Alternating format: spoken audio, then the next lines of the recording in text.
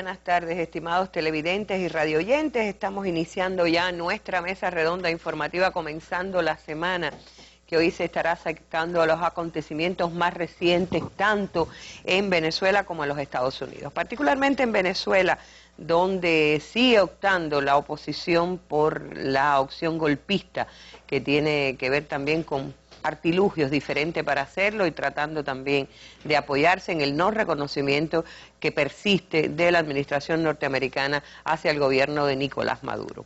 De los dos temas estaremos hablando y por supuesto que iremos hasta la esquina que hoy se acerca con la revelación, unas revelaciones hechas por Rusia. Según se dice, hay vida en Venus, por lo menos es lo que nos adelanta el periodista Reinaldo Taladrí. Pero para abordar el primer tema tenemos ya sentada a nuestra mesa a Ana Teresa Badía, la doctora Ana Teresa Badía, profesora de la Facultad de Comunicación de la Universidad de La Habana y periodista de Radio Rebelde, y también a Oliver Zamora, periodista del Sistema Informativo de la Televisión Cubana. Con ellos estaremos acercándonos, reitero, al primer tema, los acontecimientos en la hermana República de Venezuela, que mañana ya está cumpliendo un año de la elección por mayoría de Nicolás Maduro al frente de la presidencia venezolana. Hoy en la mesa redonda, el presidente Nicolás Maduro encabezó el lanzamiento del Plan Especial de Seguridad Patria Segura. Embarcaron a Obama en una aventura y en una derrota, y él ahora está atrapado sin salida. El tradicional desfile del Día de la Madre, fiesta que se celebró ayer en Estados Unidos, terminó de forma trágica en Nueva Orleans. Y comienzo aclarando, un año no, un mes cumple Nicolás Maduro como presidente, el primer presidente chavista en la historia de Venezuela, para dar continuidad también a la Revolución Bonita, a la revolución de Hugo Rafael Chávez Frías. Pero como es habitual en nuestras mesas redondas, vamos a comenzar hoy con la noticia del día. La noticia del día que teníamos prevista era la audiencia para la reparación de las víctimas del genocidio. Saben ustedes que el pasado viernes un tribunal guatemalteco falló por declarar culpable al exdictador Efraín Ríos Mons, de 86 años de edad.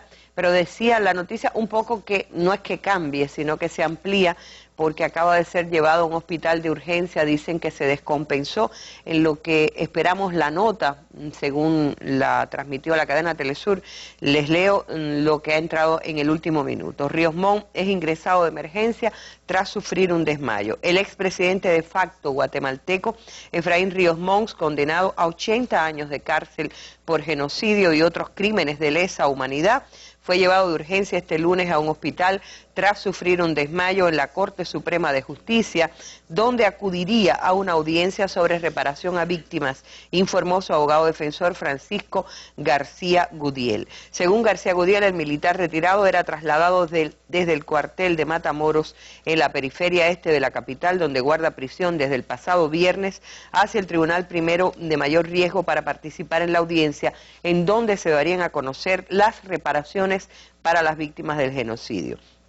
Explicó el abogado que a consecuencia de su ingreso al centro militar, el general retirado empezó con problemas de hipertensión, tiene presión muy alta y otras situaciones. El dictador fue evaluado el fin de semana por un médico del sistema penitenciario y otro del Instituto de Ciencias Forenses, quien sugirió en su dictamen que fuera trasladado a un centro asistencial de inmediato para la ayuda médica que necesitaba. Tras su descompensación, Ríos Mons fue trasladado al hospital militar, donde el médico Carlos Álvarez dijo a los periodistas que su cuadro clínico es estable y que su desmayo se debió a una crisis hipertensiva provocado por el estrés al que estuvo sometido las últimas semanas. El especialista aseguró que el general de 86 años deberá permanecer internado entre 3 días y 1 semana mientras se repone de los males que le aquejan y es sometido a un chequeo médico completo. La víspera, recordemos que el dictador fue hallado responsable de 15 masacres a manos del ejército de 1.771 indígenas mayas Ixile en el departamento del Quiché, en el norte de Guatemala, durante su régimen. Y ya saben, se le condenó a 80 años de prisión, fue directamente a la prisión. Veamos ahora el reporte de lo que ocurría en las últimas horas en relación con este juicio a Ríos Mons.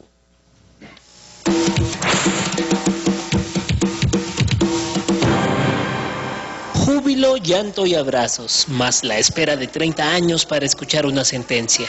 Fueron las escenas donde familiares y pobladores mayas y chiles escucharon de la justicia lo que por 3 décadas ellos afirmaron.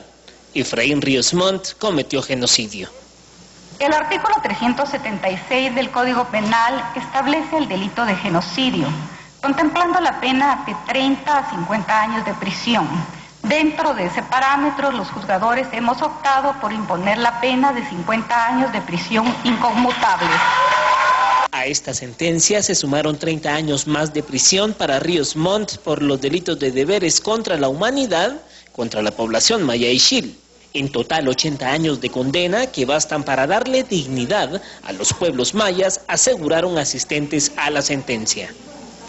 Por primera vez en 500 años, habiéndose realizado una cantidad constante de masacres, hoy es la primera vez que se juzga y que se reconoce que en este país los indígenas tienen dignidad. El tribunal ordenó la inmediata captura de Ríos Montt, quien en manos de la policía salió del tribunal directo a la cárcel. Al tiempo que indígenas y chiles también salían de la corte, pero llorando de júbilo. Con esta condena podemos decir que es un logro del pueblo ixil, del pueblo maya, del pueblo guatemalteco, que se ha logrado este juicio, pero también que no nos quedemos los pueblos del mundo callados. Así, con esta condena llegó a su fin un juicio histórico para Guatemala, en donde una de las tantas heridas de la guerra en cuanto a genocidio, hoy parece, empieza a sanar.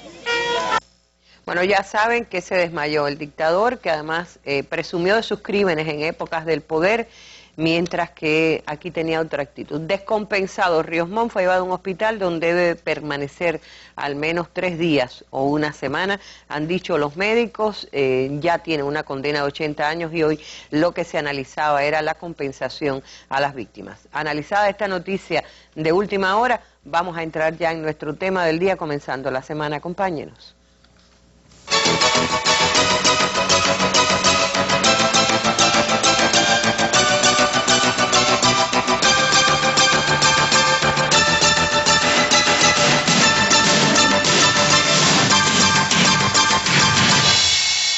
Y en las últimas horas ha tenido una intensísima actividad el gobierno bolivariano de Venezuela de Nicolás Maduro, especialmente con la llegada del vicepresidente chino a ese país y también con la inauguración del Plan Patria Segura, de importancia capital en momentos en que la oposición insiste en la opción golpista por diversas vías.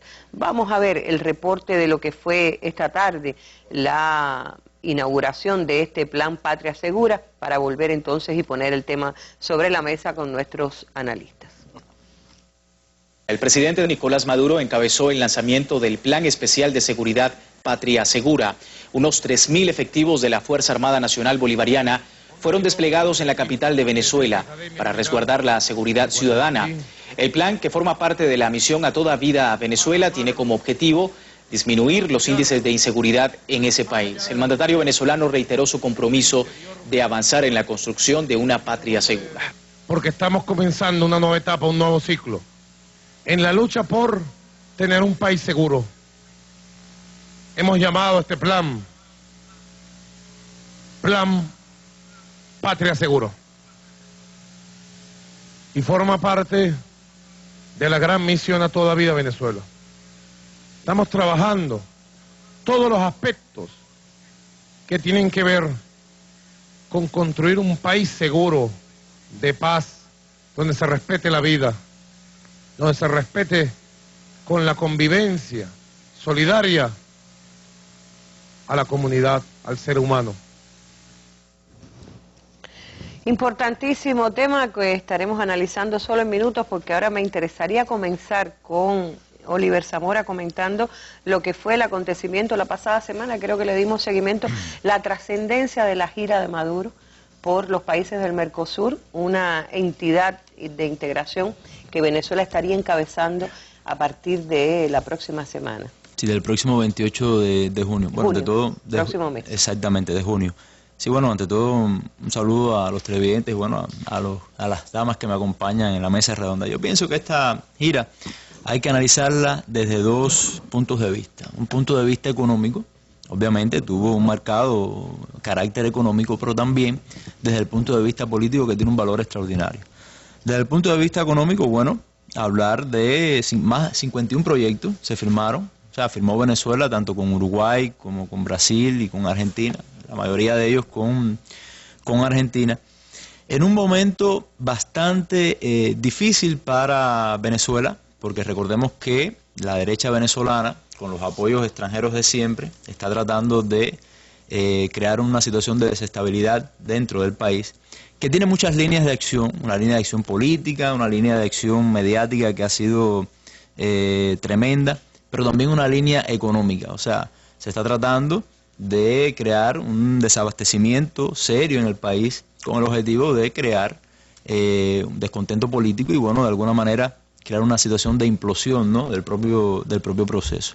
Y digo que esta gira ha sido muy importante porque, por ejemplo, ya dentro de unos días van a arribar a Venezuela más de 760.000 toneladas de alimentos. O sea, una respuesta rápida a esta situación que tiene Venezuela, que ha sido producto ya de esta gira, ¿no? Estamos hablando desde el punto de vista económico, pero también hay que hablar de los proyectos a largo plazo, porque muchos de estos proyectos tienen que ver, por ejemplo, con materia, por supuesto, energética, pero también buscan ayudar a Venezuela a convertirse en una potencia agroalimentaria.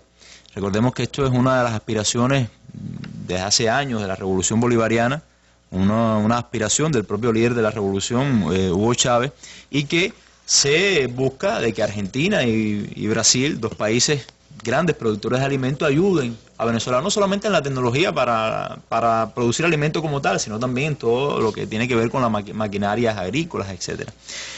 Y esto va mostrando, Arlene, porque fíjate, estamos haciendo el análisis económico, pero con énfasis en lo que es la solidaridad, la complementación. Esto, de alguna manera, va demostrando en lo que se va convirtiendo el Mercosur. O sea, esa entidad que Venezuela va a asumir la presidencia pro tempore dentro de unos días, está sufriendo una evolución. Se está convirtiendo, y yo pienso que es la aspiración de los países que la integran, y de los países que la integrarán, porque recordemos que está pendiente la incorporación de Ecuador y posteriormente de Bolivia en el brazo económico de UNASUR. UNASUR es una entidad política donde se muestran, vamos a decir, la voluntad política de los gobiernos que la conforman, pero obviamente toda esa voluntad política, todo ese discurso político tiene que traducirse en hechos, vamos a decir, en proyectos concretos, y eso ahí juega su papel la economía. Ahora, desde el punto de vista político, tiene un gran significado también. En primer lugar, es un mensaje que ha dado Maduro. O sea, Maduro es heredero de una estrategia de política exterior, de la estrategia política exterior de Chávez, de la estrategia política exterior de la Revolución. Y no por gusto, su primer viaje al extranjero fue a Cuba.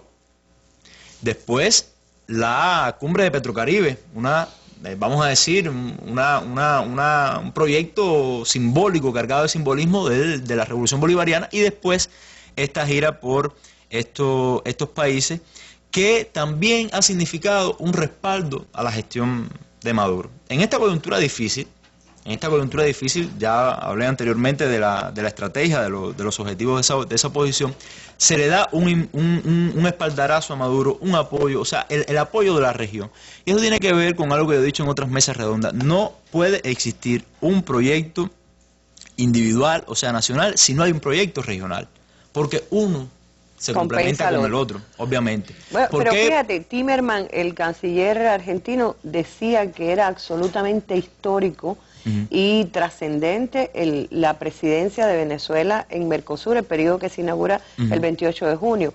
Es decir, no es solo que Venezuela va a buscar el respaldo y el reconocimiento que tiene desde el primer minuto. Hay que recordar que la primera mandataria que saluda a Maduro es Cristina Fernández, y que también lo hizo en su momento Dilma Rousseff y Pepe Mujica, sino que hay un reconocimiento de lo extraordinariamente importante que es para Mercosur el ingreso y ahora la presidencia pro tempore de Venezuela. Pero imagínate que con la entrada de Venezuela, Mercosur es el cuarto bloque comercial del mundo.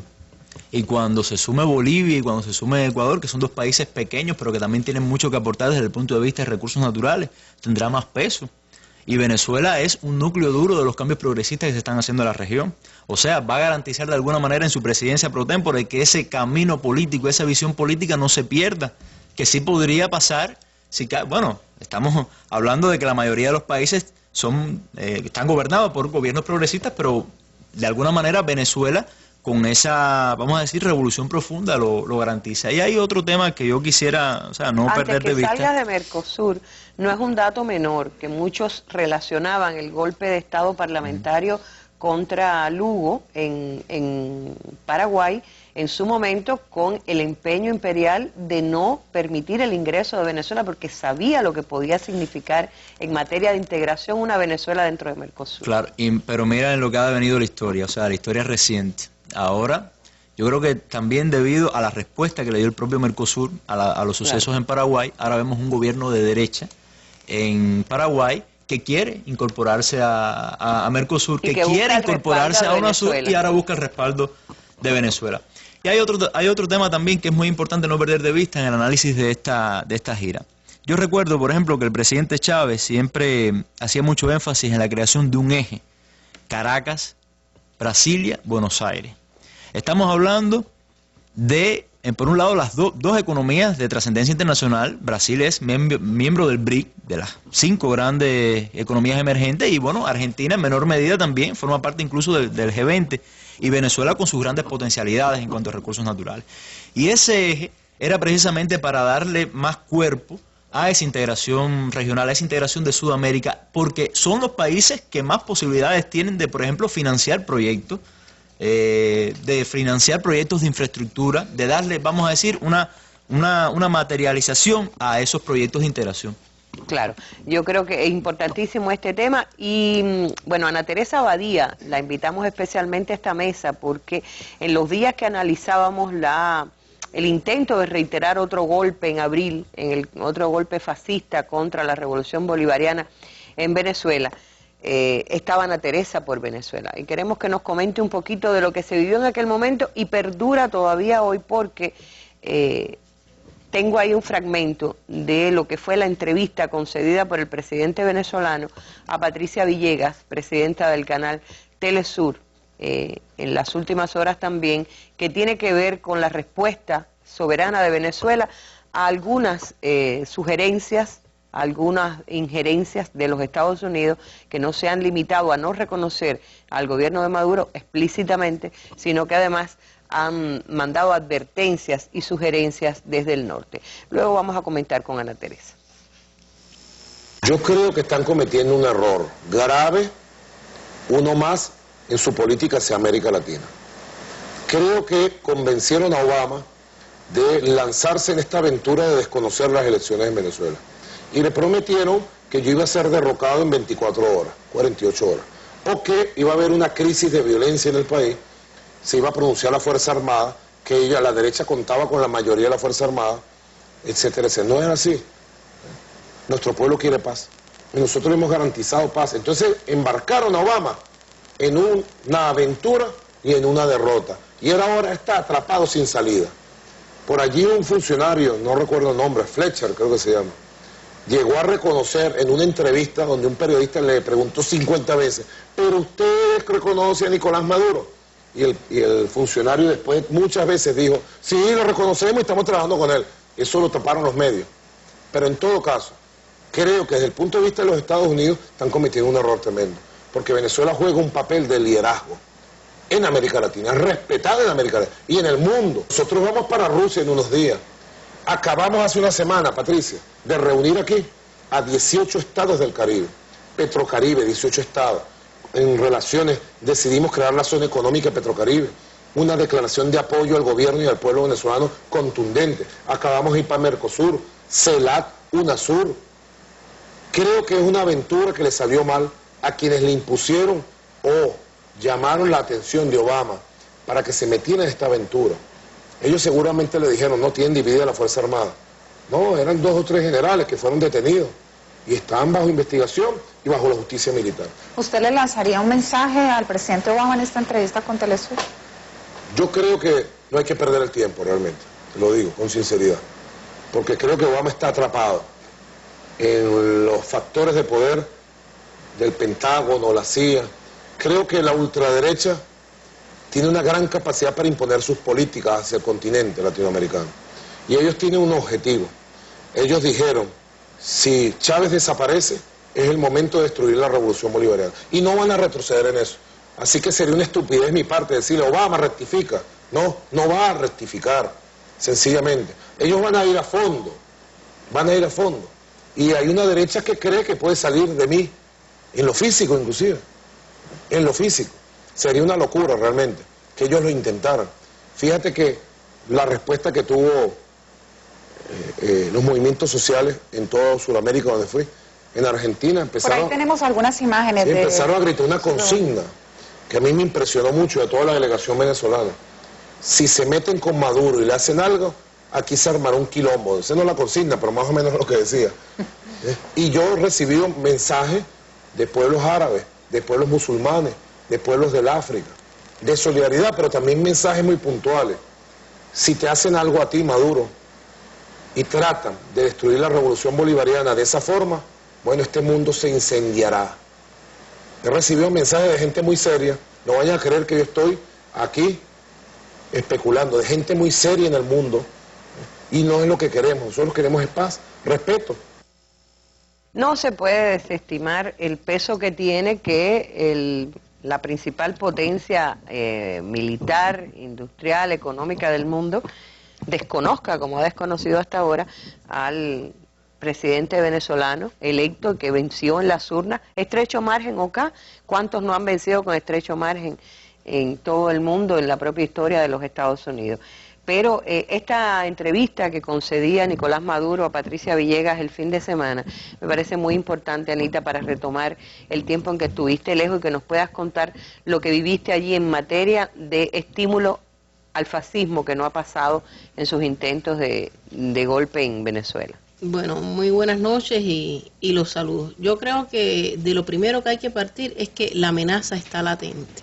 Eso que decía el presidente venezolano Nicolás Maduro, yo creo que hay que recoger ese espíritu y no olvidar que la más rancia ultraderecha, no solo venezolana, sino también latinoamericana y mundial, no va a cejar en su empeño de intentar destruir a la revolución venezolana, como una manera también de socavar esa misma integración de la que hablaban ustedes en América Latina. Creo que sin duda esas 24, 48 horas a las cuales se refería el presidente Maduro en esa entrevista que concediera a Telesur fueron realmente impactantes. Una agresividad sin límites. Yo tengo la vivencia de esa primera noche, aquella noche desde la tarde. Quiero aclarar que estábamos junto a un grupo de profesores defendiendo las tesis de maestría de los alumnos en la Universidad Bolivariana de Venezuela como parte de un convenio dentro de la misión educativa con la Universidad de La Habana, y las tesis que se defendieron, por ejemplo, ese lunes en la tarde, se hicieron prácticamente bajo custodia judicial, bajo custodia policial, porque esas fuerzas, sobre todo jóvenes y niños, y eso llama mucho la atención, que los convocados por esa agresividad derechista fueran jóvenes y niños, o sea, que no conocieron la Cuarta República Venezolana, que no conocieron la historia de las dictaduras en América Latina y que hayan sido convencidos o pagados para participar en este tipo de actos. Lo primero que se hizo fue, obviamente, agredir a las instituciones estatales venezolanas, agredir también a los chavistas y obviamente agredir también a los cubanos. Tengo, por ejemplo, el testimonio de esa noche, te reitero, llegar yo estaba en Zulia específicamente. Del 13 al 14 de abril. No, el lunes, las elecciones fueron el domingo, el lunes 15. De llegar hasta las casas de los chavistas y tratar de sacar a chavistas de sus casas. Viajé a la mañana siguiente de Zulia a Caracas y en el avión iba también un grupo de estos jóvenes y decía, de lo que se trata es de matar a chavistas y cubanos. ¿Te imaginarás? O sea, es como yo hablaba con nuestra amiga Graciela Ramírez, la argentina Graciela Ramírez, me dice, yo sé cuál es esa sensación. O sea, la sensación de sentirse al límite o que estás en una situación tan peligrosa que puede desencadenar la muerte en cualquier momento. No estoy exagerando, creo que fue sin dudas lo que sintió muchísima gente que estaba allí ante... Vamos a estar a un mes dentro de horas de aquellos acontecimientos. Hubo víctimas, todas del chavismo. Yo hubiera querido ver cuál hubiera sido la respuesta si las víctimas hubieran sido del lado contrario. Lamentablemente, todas las víctimas, seguidores del chavismo. Yo te reitero, vuelvo... El gobierno venezolano acudió a la CIDH, a la Comisión Interamericana de Derechos Humanos, desprestigiada hace mucho tiempo, pero acudió como corresponde a un miembro de la OEA, y la respuesta ha sido insultante, como dijo el propio Roy Chávez. Primero ellos dicen, tratando de un poco disimular, aunque bueno, ya a tal nivel de desprestigio no hay ni siquiera interés en disimular ciertos procederes. Dicen que hay que efectivamente investigar los acontecimientos, pero acto seguido llaman en esa misma declaración al respeto de los derechos humanos, de la libertad de expresión. O sea, habría que preguntarse... Y acusan a la Guardia Nacional venezolana, claro, de los excesos. Pero, o sea, reitero, yo viví de la historia. Los excesos no fueron de la Guardia venezolana, al contrario. Y lo puedo decir aquí, hay muchos reclamos de la población venezolana en cuanto a que estiman que se debió hacer incluso más agresivos con esas hordas fascistas, porque no tienen otro nombre. Hordas fascistas además que están trabajando, y es una preocupación además latente en estos momentos con relación, por ejemplo, al sabotaje, no solo económico, sino también a las redes eléctricas del país. En fin, creo que sin dudas los métodos son absolutamente violentos y recuerda mucho al proceder, al actuar de las contrarrevoluciones más ultraderechistas y fascistas, no solo de América Latina, sino del mundo. Hay un tema que es el desabastecimiento. Ajá. Tú ibas a comentar. No, mira, si no fuera un problema tan grave y de implicaciones políticas tan grandes, daría hasta risa, fuera hasta simpático. O sea, que la CIDH dijera o exhortara, como también lo ha hecho el gobierno de Estados Unidos, al gobierno venezolano a que no prolifere, o sea, que no genere violencia, cuando realmente los violentos han sido los propios opositores. Eso ya lo dice todo. O sea, que las víctimas hayan sido precisamente chavistas. Como también es un chiste que Estados Unidos ahora haya marcado esta posición con respecto a Venezuela, el país donde sí hubo fraude, donde hubo un presidente que salió por fraude, recordemos Bush en el año 2000, y nadie dijo nada. Pero además un secretario de Estado, John Kerry, que haya acusado a Venezuela cuando él fue víctima también de un fraude, porque en el 2004 también se cometió fraude en Estados Unidos. Y entonces, en ese sentido, no sé, bueno, la posición de Estados Unidos, Arlene, bueno, que lo veo como un arma de doble filo para los propios Estados Unidos y para la propia oposición venezolana, porque está apostando... En primer lugar, hay algo muy contraproducente, y es que Estados Unidos no ha podido ocultar que es el puntal de la oposición venezolana. Yo creo que está clarísimo, y lo ha dicho con mucho valor el presidente Maduro, cuando decía, ¿qué le voy a decir a Obama? Si evidentemente están apostando porque murió Chávez, que se caiga la revolución bolivariana, no tengo nada que hablar, y yo creo que también demostrar que no tienen que contar con Estados Unidos para resolver sus problemas. Pero fíjense, además, han tratado de una vez más dividir, me refiero a la rancia oposición venezolana, a esa que recibe dólares desde Washington, y todos lo sabemos que reciben su financiamiento, y han ido a países, por ejemplo, como Perú, como Colombia, y han tratado de sembrar ahí las divisiones, incluso actuaciones que llevaron al propio canciller de Perú a tener un pronunciamiento absolutamente infeliz en el nuevo contexto latinoamericano, y que llevaron incluso además a la renuncia del embajador peruano en Venezuela. O sea, han tratado de socavar esa bueno, unidad. Como mismo la Alianza del Pacífico, que busca socavar también la integración de Mercosur y UNASUR. Me va quedando menos de un minuto, solamente quería decir, tú estabas hablando de María Corina Machado y todo ese grupo que ha ido a enseñar sus heridas y Leopoldo López, o sea, de la pelea en el Parlamento. Pero mira, María Corina Nacional. Machado, que dicen que tuvo 4 fracturas en la nariz, ha paseado por toda Colombia exhibiendo un rostro. O sea, ¿dónde están las heridas? De siempre, la mujer que se reunió con Bush los propios golpistas. Y cuando hablo de que es un arma para doble filo para Estados Unidos, porque recordemos que Estados Unidos está aislado y esta posición con respecto a Venezuela lo puede aislar más de la región. Y como siempre digo, yo pienso que el avance que ha tenido el pueblo venezolano en cuanto a cultura, en cuanto a política, se merece una oposición más digna. Claro. O sea, usted puede disentir de determinado proyecto, pero hágalo con clase, con ética. Yo creo que justamente por ser una oposición que no tiene ni dignidad ni altura ética, ha perdido tanto, porque tienen el apoyo total de los Estados Unidos, de los grandes medios de comunicación dentro y fuera de Venezuela. Hay que ver cómo sigue conspirando el periódico ABC de España, cómo la gran prensa española sigue todos los días contra Maduro.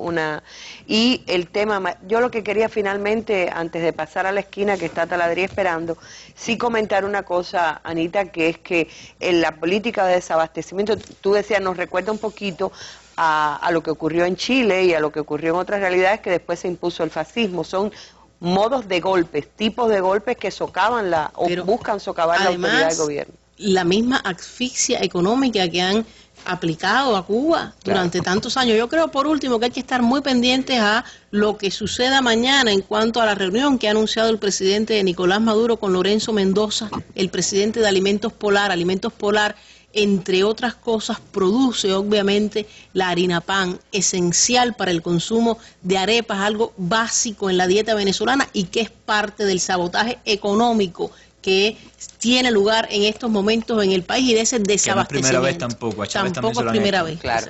Y tan trascendente esa reunión como, no tanto quizás, pero importantísima igualmente como este plan Patria Segura, que permite también saber lo que alguna gente se preguntaba. ¿Y el ejército venezolano?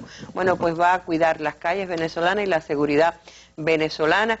Por ahí van las cosas, los caminos, el fortalecimiento y consolidación de este proceso del gobierno de Maduro también, cuando va a cumplirse mañana el primer mes, y no el primer año, como dije erróneamente al principio, del primer gobierno chavista de Venezuela. Gracias a los dos por acompañarnos y claro que es un tema en seguimiento en nuestra mesa redonda. ¿Cómo está impactando la crisis económica internacional? ¿Cuál es la estrategia actual de dominación del imperio? ¿Hacia dónde cambia el Oriente Medio? ¿Cuál es el panorama actual de América Latina?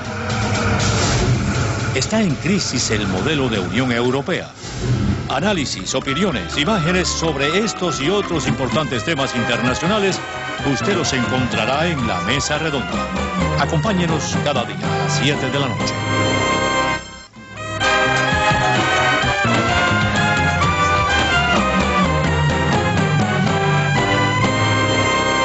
Y en temas nacionales les adelanto que el próximo miércoles tendremos aquí expertas sobre la familia cubana. Vamos a acercarnos un poquito al perfil de la familia cubana en el siglo XXI. Usted si tiene los teléfonos y los correos de la Mesa Redonda, escribe, mande sus opiniones, pero no se pierda esta Mesa Redonda, reitero, el próximo miércoles. Ahora nos vamos hasta la esquina a verificar aquello que nos adelantaba Taladrí. Hay por fin vida en el planeta Venus. Vamos a la esquina. Taladrí.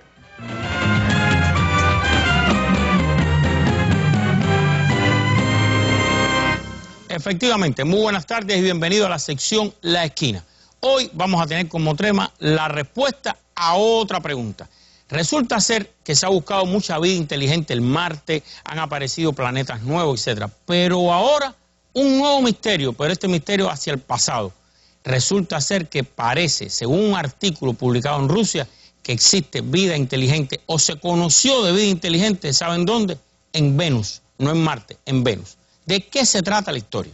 Bueno, en el año 75 y en el año 82, naves de la entonces Unión Soviética aterrizaron por primera vez en el planeta Venus, una hazaña no repetida. Pues bien, ahora, 30 años después, se publica un artículo en la revista del Instituto de Investigaciones Espaciales de la Academia de Ciencias de Rusia, donde se revelan las fotos que tomaron aquellas naves cuando estaban aterrizando y una vez que estaban en la superficie del planeta Venus.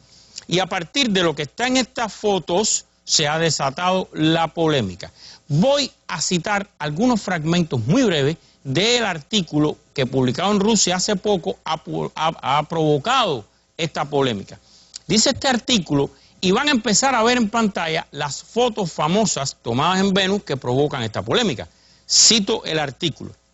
Dice que con vistas de panorámicas se encontraron objetos, ahí están viendo, de 0,1 hasta 0,5 metros. Entre los elementos que más llamaron la atención estaban un disco, miren ahí, que cambia su forma, un parche negro y un objeto que parece un escorpión, vean ahí. Esas son las fotos que se tomaron en la superficie de Venus. Miren el famoso escorpión. Dice que la nave hacía un ruido muy fuerte cuando aterrizó en Venus y que una parte de los habitantes, entre comillas, abandonaron la zona por el peligro del ruido y por eso no aparecen en las siguientes imágenes. O sea, aparecen en las primeras, pero no en la segunda. Sin embargo, dice el artículo, algunos de ellos, por ejemplo, el que se parece a un escorpión, vamos a ver de nuevo el escorpión, resultó atrapado por el terreno durante el aterrizaje, poco a poco logró salir, lo que explica que tarde media hora más en aparecer en las imágenes. Y terminan diciendo los autores de este artículo, sin discutir las existentes opiniones sobre la imposibilidad de vida en las condiciones de Venus, nos atreveremos a hacer la suposición de que los caracteres morfológicos nos hacen sugerir que algunos de los objetos encontrados tienen propiedades de los seres vivos. Así que existe vida inteligente en Venus, la tenía la Unión Soviética y la escondió. Hay que desentrañar algún misterio en estos viajes que se hicieron a Venus. Bueno, de eso vamos a hablar. ¿Y quién mejor para responder esta pregunta, desentrañar ese misterio? Ustedes se imaginan que nuestro querido amigo, el doctor Oscar Álvarez Pomares, astrónomo y profesor doctor en física. Doctor, bienvenido. Bueno. De nuevo. Muchas gracias. ¿Cómo es esto? Ahora es en Venus. Mire, primera cosa, no se trata de vida inteligente en Venus. ¿No? No. ¿Y esto del escorpión que se mueve? Pero eso no es vida inteligente. Son, primera cosa, un disco que se mueve según expresa el artículo que tú acabas de leer, una cosa en forma de escorpión o como un escorpión en la Tierra, en el suelo de Marte, y una cosa negra, un parche negro según expresar. Es decir, no es vida inteligente. Son objetos... No tiene que haberlo hecho alguien. No. Son aparentemente, aparentemente objetos que se mueven, según interpreta el científico soviético que se llama, o ruso que se llama Leonid Sanfomality. Esas fotos que estamos viendo son las del artículo. Esas son las fotos del artículo y son fotos, no son fotos exactamente originales, sino son fotos según una información que yo obtuve buscando, son fotos de segunda mano. Es decir, son fotos, no las originales, sino son fotos tomadas a partir de las originales. Ajá, ya. Primera cosa, en un análisis que hace este señor, este científico, incluso es un científico conocido, hizo un libro sobre Mercurio en una ocasión, es decir, que es una gente conocida, pero a la hora de analizar estas imágenes, la NASA tiene otro criterio, es decir, hicieron otras observaciones. En primer lugar, lo que aparece como un disco, más bien parece ser un objeto que se desprendió del mismo aterrizaje de la Venera al aterrizar en la superficie. Ese es el nombre de la nave soviética. Exactamente, el nombre de la nave soviética que aterrizó en Venus. Lo más probable que sea cuando tú lo miras, cuando se mira ahí, eso en un análisis que hace científicos de la NASA sobre estas fotos, expresan que eso no es nada, que es aparentemente parte de la misma nave a la hora de aterrizar. Es lo que más se parece cuando tú lo analizas de esa forma. El parche negro y el escorpión. El escorpión en particular. El parche negro puede ser, digamos, un reflejo o una forma, según expresa, alguna reflexión en la excavadora. Lo del escorpión, según expresan los mismos científicos estos de la NASA que analizaron esa foto, se debe a ruido digital en la imagen de segunda mano o de copia de la original, que según ellos, yo tengo que regirme por la información que adquiero, porque yo no he visto estas imágenes como no sea las que estamos viendo ahora nosotros en pantalla. Dicen que esto es ruido digital que no se encuentra presente en las fotos originales. Vamos a aclarar algo cuando se habla de ruido digital de una imagen, porque se puede confundir un televidente. Ajá. Se dice en televisión ruido cuando la señal está mala, tiene mucha llovizna, o sea, tiene ruido, no se trata de audio. Exactamente, exactamente. En audio es el ruido, nosotros sabemos, todo el mundo sabe que es el ruido en audio. En imagen, ruido es una imagen borrosa o una parte borrosa dentro de una imagen. Eso es lo que es ruido en una imagen. ¿Y eso es lo que dice la NASA? Eso es lo que dice la NASA, los científicos que analizaron esto. Vamos a aclarar ahora sobre la vida en Venus. Pero espérese, antes de entrar en la vida en Venus, ¿y qué dice la homóloga rusa de la NASA hoy? ¿Opinó sobre el tema? O sea, la heredera de la antigua Agencia Espacial Soviética. Bueno, yo hasta ahora lo que tenemos son estas informaciones que estamos analizando. La primera fue la publicación que hizo este científico en esta revista científica de Rusia y el análisis que hace los científicos de la NASA de lo que publicó el científico. Eso es lo que hay. Eso es lo que hay hasta el momento. La agencia rusa no se ha pronunciado. Hasta ahora como hizo la NASA. Pero tampoco ha desmentido la NASA. Tampoco ha desmentido la NASA. Bueno, como en el mismo artículo dice, sin discutir las opiniones existentes sobre la imposibilidad de vida en las condiciones de Venus. Exactamente, que eso es lo que te quiero decir. Eso es lo que te quiero decir. Primera cosa, Venus y la Tierra, al parecer, la idea general es que tuvieron las mismas condiciones de comienzo. Es decir, tanto la Tierra como Venus tuvieron condiciones semejantes a la hora de comenzar, después que cuando se creó el sistema solar hace 4.500 millones de años, tuvieron condiciones semejantes. Lo único que Venus, los procesos físicos que ocurrieron en Venus, los llevaron a ser una atmósfera muy densa, y en estos momentos lo que hay en Venus predomina es una atmósfera con un alto contenido de CO2 y un efecto invernadero terrible. En la superficie de Venus la temperatura es normal, en todo momento es de alrededor de 500 grados centígrados. 500 grados, todo el año. Por tanto, en esas condiciones, por lo menos, a menos que sea un ser extremófilo, un ser vivo extremófilo con que pueda resistir esas temperaturas, no puede haber vida como la conocemos. 500 grados, ¿cómo es lo del día y la noche en Venus? Déjame explicarte.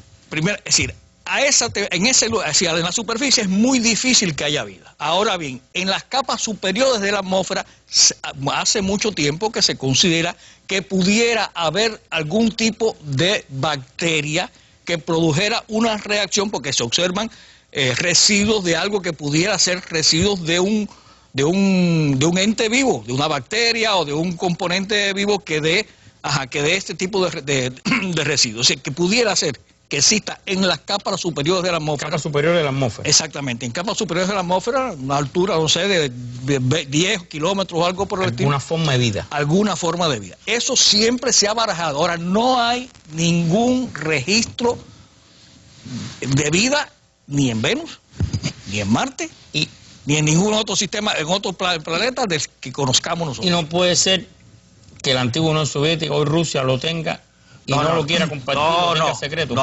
¿Usted descarta eso? Sí, yo descarto eso porque es que... Óigame, si fuera por usted no se hubiera hecho Expediente X nunca. Es que, serie. no, señor. Que fue una buena serie. Claro, el problema es que es muy difícil en el mundo científico ocultar una información de este tipo. ¿Por qué? Porque los científicos comparten la información precisamente para validar la información que es cierta. Pero mire, si aquí analizamos, ¿se acuerda? La bomba en la Luna. Que los americanos tuvieron el proyecto de detonar una bomba nuclear en la Luna para impresionar a los soviéticos. No se enteró nadie. No, espérate. Pero esos son proyectos, ideas. ¿Sabe Dios de quién se le ocurrió esa idea y cómo fue la idea esa? Estamos hablando de hechos, investigaciones y resultados científicos. Los científicos comparten, cuando trajeron los americanos tierra, suelo de la Luna, lo repartieron en todo el mundo para que todo el mundo lo analizara. Bueno, entonces, aquí lo que sí ya no repartieron más el tiempo. Ya se acabó el tiempo ya.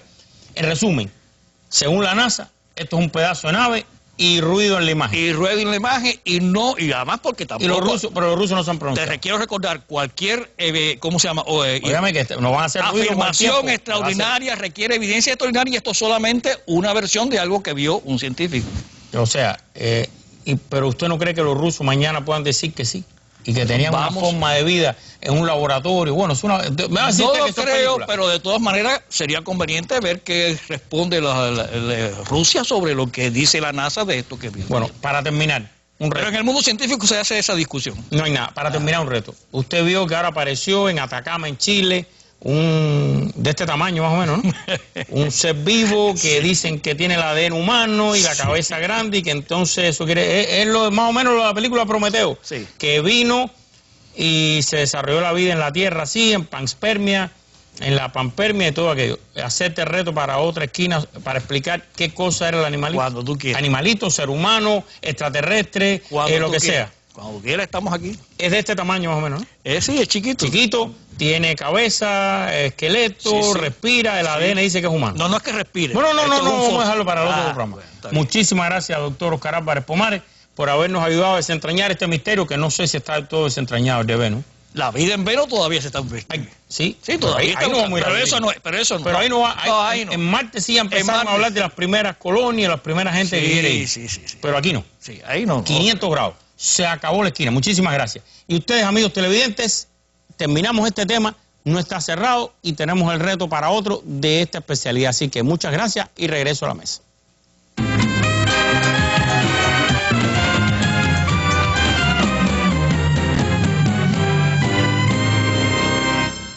Gracias, Taladrí. Voy con Juana Carrasco, jefa de las páginas internacionales del Diario de la Juventud Cubana, y para aprovechar mejor el tiempo. Yo creo que podemos ir directamente al material de video, que fue una de las noticias que marcó el panorama norteamericano, aunque en Estados Unidos lo último tiene que ver con la discusión de la reforma migratoria, que dice que tiene más de 300 enmiendas y que eso complica bastante el proceso. Las noticias más recientes tienen que ver con esto, un portaaviones nuclear que va rumbo a la península de Corea. Vamos a ver la noticia y enseguida lo comentamos en la mesa. Estados Unidos y Corea del Sur iniciaron ejercicios navales conjuntos de 2 días. Participa el portaaviones de propulsión nuclear estadounidense USS Nimitz. La medida se realiza entre las fuertes críticas de Corea del Norte. Nimitz partió del puerto de Busan para realizar ejercicios con la Marina de Corea del Sur en el Mar del Este.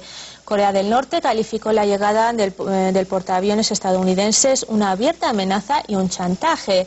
Los ejercicios militares conjuntos entre Washington y Seúl recientemente originaron una escalada de tensión en la península coreana. Corea del Norte califica estas maniobras de provocativas. Y cuando ustedes oigan hablar luego de la crisis en la península de Corea, no nos preguntemos por qué reacciona como reacciona Corea del Norte. ¿No cree, Juanita, que esta decisión le echa un poquito más de fósforo a la crisis en la región? Por supuesto que sí. Bueno, Nimitz es la nave principal en el grupo de ataque o grupo de batalla Nimitz. Es un portaaviones, como bien se dijo ahí, su tripulación son 6.000 efectivos, 90 aviones y helicópteros, más los destructores y otras naves que lo acompañan, porque no es el único. Y los coreanos con toda razón han dicho que es una provocación, que es un peligro y que es un intento de que estalle la guerra nuclear. Nosotros sabemos que prácticamente hace un mes el mundo vivió una tensión bien grande por fue, digamos, un intercambio verbal, pero que nadie sabía si en algún momento alguien se equivocaba y podía, digamos, que tocar el botón no correcto y volar todos en pedazos. Fueron 2 meses de maniobras militares de Estados Unidos con Corea del Sur. Resulta que hacen una nueva maniobra la semana pasada y ahora de nuevo van a hacer otra con el Nimitz. Es decir, mantienen la tensión. Y es una intención, en definitiva, o una política que corresponde a la hegemonía de Estados Unidos. Estados Unidos hoy por hoy está presente en los conflictos de 74 países.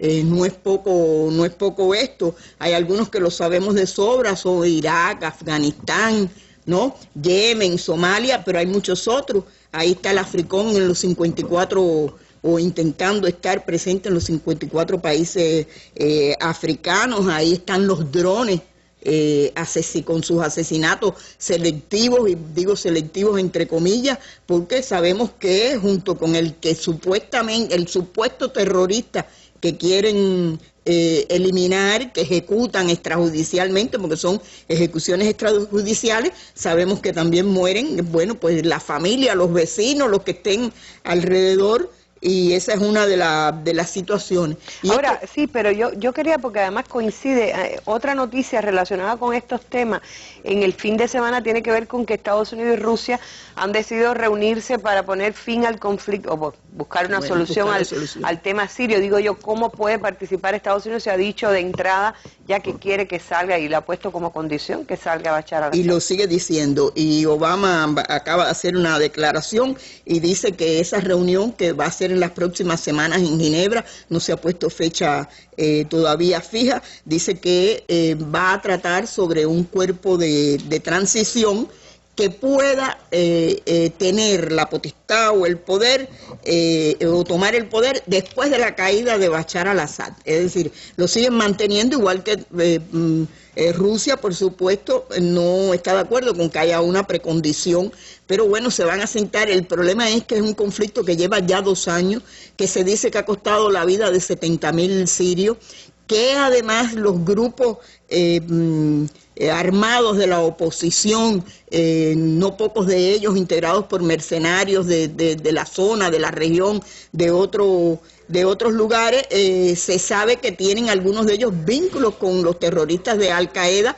y por lo tanto es una situación un poco presionante para Washington, porque resulta que ha estado de hecho armando, aunque no lo haga abiertamente, armando a los que consideró que eran los enemigos, los terroristas que se supone que Estados Unidos desde la época de Bush está en guerra permanente contra el terrorismo, y por lo tanto parece que se le están yendo estos grupos, por un lado yéndoseles de las manos, pero por otro, cada uno, porque son muchos grupos, no se ponen de acuerdo, no logran una oposición de unidad y organizada, y por lo tanto no han podido en 2 años lograr su propósito, que es eliminar a Bashar al-Assad. Se ha llegado, buscan la solución porque no les queda más remedio. Yo creo. En las últimas horas también se decía que se ha llegado a analizar la posibilidad de intervención directa, y bueno, el secretario de Defensa ha dicho que no cree que sea inteligente la intervención directa, y propone seguir armando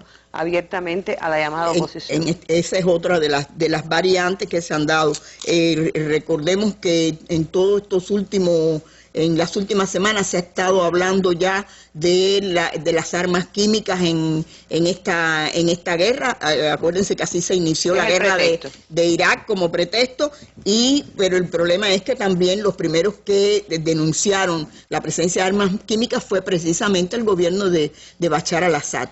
Es decir, parece que sí, que alguien utilizó armas químicas, y nadie, no pueden presentar las pruebas, y ya yo creo que no se puede hacer la misma maniobra que se hizo en Irak hace ya más de una decena de años, porque sencillamente el mundo... Bueno, no estoy segura, lo vuelven a manejar y lo vuelven a manejar, y la gente se va con la bola, bueno, quienes no están bien enterados. Una notica de color, hay un cable aquí de AFP del pasado 8 de mayo que dice que despidieron a 17 oficiales de miembros que tienen que ver con la Fuerza Aérea Norteamericana, que tienen que ver con el lanzamiento de misiles nucleares, por errores, personas que no tenían habilidad suficiente, y aún así mandan este portaaviones allí. Hay que seguir de cerca las noticias, porque hasta errores humanos pueden, como tú decías, provocar un conflicto de envergadura nuclear. Quizás nos dé tiempo para ver este material, lo que ocurrió el domingo. Un tiroteo sembró el pánico en un desfile por el Día de la Madre en New Orleans. Vamos a verlo y a ver quizás si nos da unos segundos para comentarlo en el final de nuestra mesa. El tradicional desfile del Día de la Madre, fiesta que se celebró ayer en Estados Unidos, terminó de forma trágica en Nueva Orleans. Participaban cerca de 500.000 de personas, incluidas familias enteras. De pronto se escucharon disparos que provocaron momentos de pánico entre los asistentes. Según la policía, 19 personas han resultado heridas, 3 de ellas en estado crítico. Entre los heridos hay una niña y un niño de 10 años de edad que fueron alcanzados por las balas. Vamos a encontrar a esas personas, pero necesitamos ayuda de la gente, y vale la pena repetirlo. Si alguien vio algo, es importante que nos informe, ha pedido el alcalde.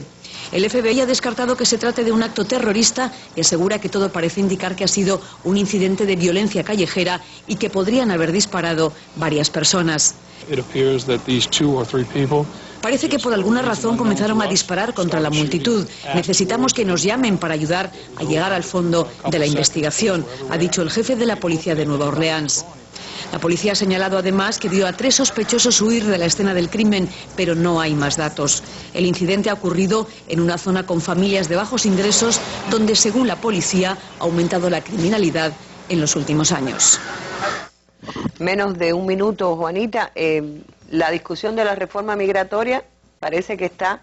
Dicen que se suicidan como clase política los republicanos y los demócratas si no se aprueba, pero el tema de la discusión de las armas, por fin. Bueno, esos son los dos grandes debates que hay ahora en Estados Unidos. Si vamos para las armas, como estaba ahí, hay un comentarista norteamericano que dice que el deporte nacional de Estados Unidos es el asesinato.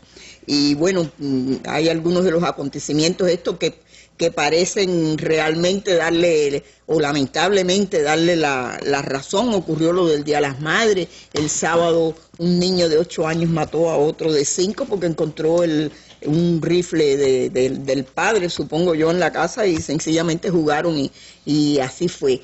La ley de las armas que presentó, es decir, de control de las armas, que presentó el 16 de enero Obama, sencillamente no ha avanzado, no ha podido avanzar. Es mucha la reacción en contra, pero recordemos que la Asociación Nacional de Rifle, que en definitiva es una representante de la industria de las armas, de la industria del armamento, da mucho dinero a los políticos norteamericanos para que pueda hacerse algo. Tuvo su convención el fin de semana pasado, no sino el anterior, y sencillamente ahí, entre las actividades que tuvo un día para los niños y los jóvenes, para armas para niños y jóvenes, y había fusiles rosados para las mujeres, así que tiene o no razón este comentarista de que el deporte nacional es el asesinato. Parece que sí, es decir, es una cultura de la violencia sobre la que está basada esa sociedad. Tristemente, también terminó ensangrentado el Día de la Madre en la celebración, el desfile tradicional en New Orleans. Gracias, Juanita. Así terminamos en nuestra mesa redonda, comenzando la semana que suele acercarse a los temas que han sido noticia el fin de semana anterior. Hasta un nuevo encuentro. Lo invitamos a vernos mañana en la mesa redonda. Muy buenas noches.